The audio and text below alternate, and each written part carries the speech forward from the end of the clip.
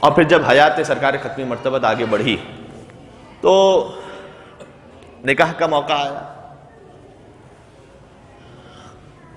جو بشر صاحب ایمان نہیں ہو سکتا وہ محمد کا نکاح خوان نہیں ہو سکتا. اور محسن بانی اسلام اگر کافر ہے پھر تو اس دہر میں کوئی بھی مسلمان نہیں ہو سکتا. لہذا حضور کا نکاح ابو طالب علیہ السلام نے، اچھا اس میں کوئی اختلاف، سیرت ابن ہشام نے بھی لکھا ہے، تاریخ ابن کثیر نے بھی لکھا ہے کہ ابو طالب علیہ السلام نے خطبہ نکاح فرمایا. شہزادی ختیجہ نے خود پیغام بھیجا تھا. دیکھیں یہ بھی رسم دنیا سے الگ ہو کر، ورنہ لڑکے والے پیغام بھیجتے ہیں اور لڑکی والے قبول کرتے ہیں. ایسا ہی ہوتا ہے نا، دنیا کا دستور یہی ہے، اور پہلے سے یہ دستور چلا اور آج تک یہی دستور ہے. لیکن شہزادی خدیجہ نے خود پیغام بھیجا کہ کہیں ایسا نہ ہو کہ کوئی حضور پر یہ اعتراض کر دے کہ اچھا نعوذ باللہ من ذالک خدیجہ کی دولت کی خاطر شادی کر رہے تھے. نہیں، فرمایا میں خود چاہتی ہوں کہ ان سے ازدواج کروں. لہذا خود پیغام بھیجا. اور ابو طالب علیہ السلام نے خطبہ نکاح میں بھی اس بات کو واضح کیا کہ فَإِنَّ الْمَالَ ذِلٌّ زَائِلٌ. یہ خطبہ نکاح کے الفاظ ہیں. بسم اللہ الرحمن الرحیم سے آغاز ہوا ہے.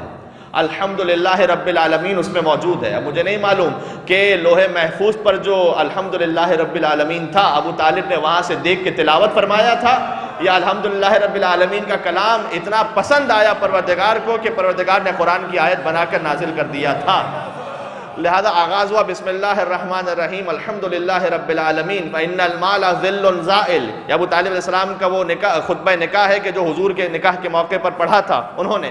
مال تو چلتی پھرتی چھاؤں کی طرح ہے. کوئی یہ نہ سمجھے کہ میرا بھتیجا محمد مال کی خاطر شادی کر رہا ہے، نہیں. فإن لہ نبأ عظیم، میرا بیٹا مستقبل کا نبی بننے والا ہے. فإن لہ نبأ عظیم، میرا بیٹا مستقبل کا نبی بننے والا ہے. تو پروردگار یہ بھی احسان ہو گیا، خدیجہ کا بھی احسان ہو گیا کہ محمد پر الزام نہ آنے پائے، اور ابو طالب علیہ السلام کا بھی احسان ہو گیا کہ خطبہ نکاح میں ارشاد فرما دیا کہ میرا بھتیجا مال کی لالچ میں نہیں ہے بلکہ وہ نبی بننے والا ہے. پروردگار یہ بھی احسان ہے تو اس احسان کا اب صلہ کیا. حل جزاء الاحسان الا الاحسان. پھر بار بار پڑھ رہا ہوں کہ احسان کا بدلہ سوائے احسان کی کچھ اور ہو سکتا ہے کا فکر نہ کرو. خدیجہ کا بھی احسان ہے، ابو طالب کا بھی احسان ہے. ایک کو صاحب تطہیر کی ماں بنا دوں گا، ایک کو کل ایمان کا باپ بنا دوں گا.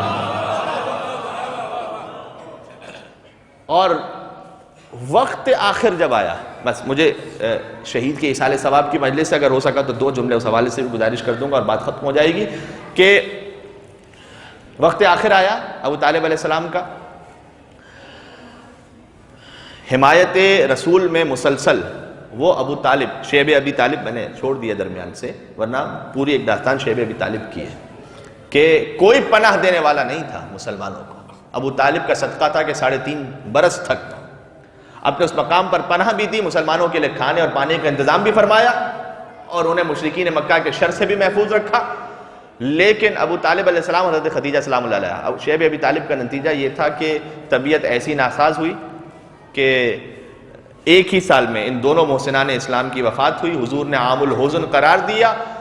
برحمتك يا أرحم الراحمين وصلى الله على محمد وآله الطاهرين.